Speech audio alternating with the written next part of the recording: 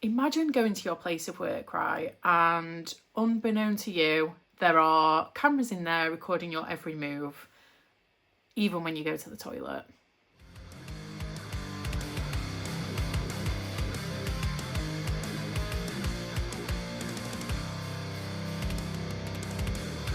Hey my fellow weirdos, welcome back to my channel.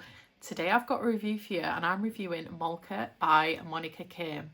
This book comes out in April and this is Monika Kim's second book following her The Eyes Are the Best Part, which you might recognise, also a really good book by the way. This is all about female revenge. This very much follows suit in a way to her previous book. However, this has a different sort of issue, a different sort of reason and intention behind it, why women are so angry, rightfully so. And that is because of Molka. Molka is an abbreviation of the Korean word molrae-kamera, which literally just translates into sneaky camera. This is an epidemic which I wasn't even aware of, and this is one of the reasons why I love reading in general, and especially from different perspectives. Always read diversely, kids. So I don't know wherever you're from. Here in the UK we have a lot of issues with men recording women unknowingly whilst they're doing sexual acts. However, this is pretty different. In South Korea, there's been sneaky cameras everywhere, pretty much, even in public places, and it might not be sexual, but the intention behind it is to, a lot of the time, I'm not saying it's women all the time, but a lot of the victims are women and the perpetrators are men, and they are obviously recording them without their consent, unknowingly, in places where it isn't sexual, but it's turned into a sort of sexual thing. For example, the toilet, women going to the toilet, they're being recorded, which is just insane.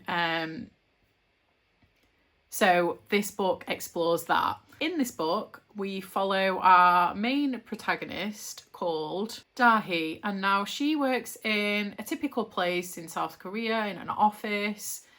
One of her co-workers is one of the perpetrators that are just recording people. He works in IT and he has somehow created a network of sneaky cameras all throughout the workplace, including the women's bathroom.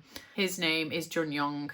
Now, he likes to go in early to work to set up and, you know, look through the recordings from the previous day.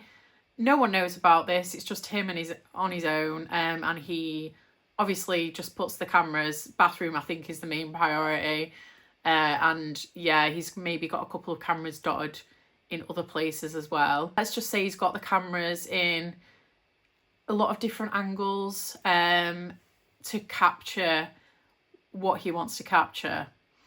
So Dahye works with him, and Dahye herself, she is really wanting a relationship. She manages to meet this guy through a dating app. She thinks, wow, she's hit the money.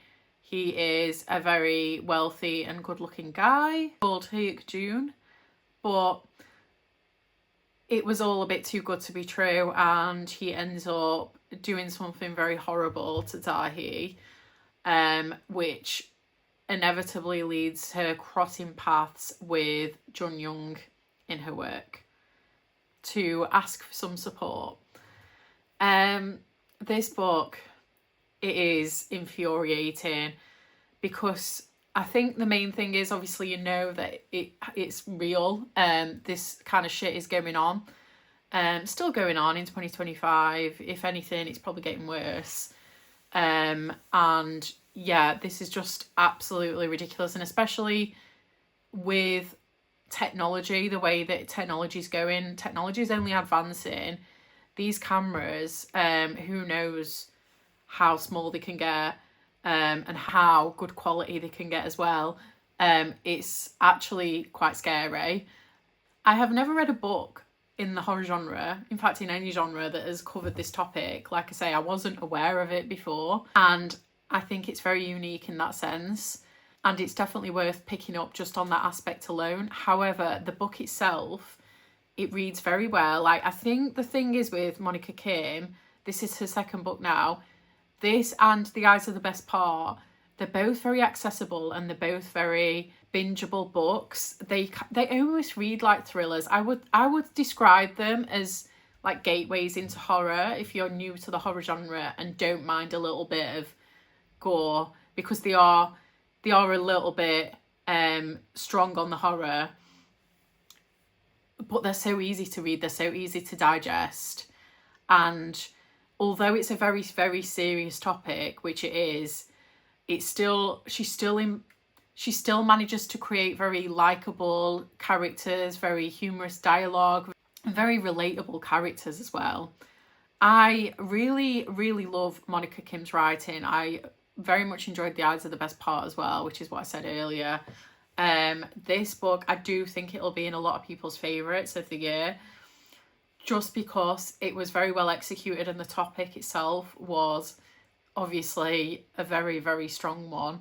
I think along with that topic, it dives into other topics which are related, such as power dynamics in a relationship, love bombing, control. It also, obviously, the theme itself is very voyeuristic, but this is almost taking it to another level. And it really got under my skin in that element of it, because obviously I'm aware that things like this happen day to day, but just the invasion of total privacy, like you go to a bathroom cubicle and you do not expect to be watched, it is scary. There's also like a supernatural element to this book as well, which I feel like naturally I wouldn't have liked, but I think it did add to this story. I'm not going to go into too much of that. I say the story and the content itself, you have to be a little bit patient with it, because you have to go through some shit to get to a satisfying ending. But if you are happy to do that, then definitely check this book out. So yeah, this book comes out in April. Let me know if it's going to be on your TBR. Let me know if you've read The Eyes Are the Best Part. Thank you so much to the publisher for letting me have an e-arc of this. This is published by One Books and I got my copy from NetGalley. And yeah, I will see you next time, weirdos. Bye.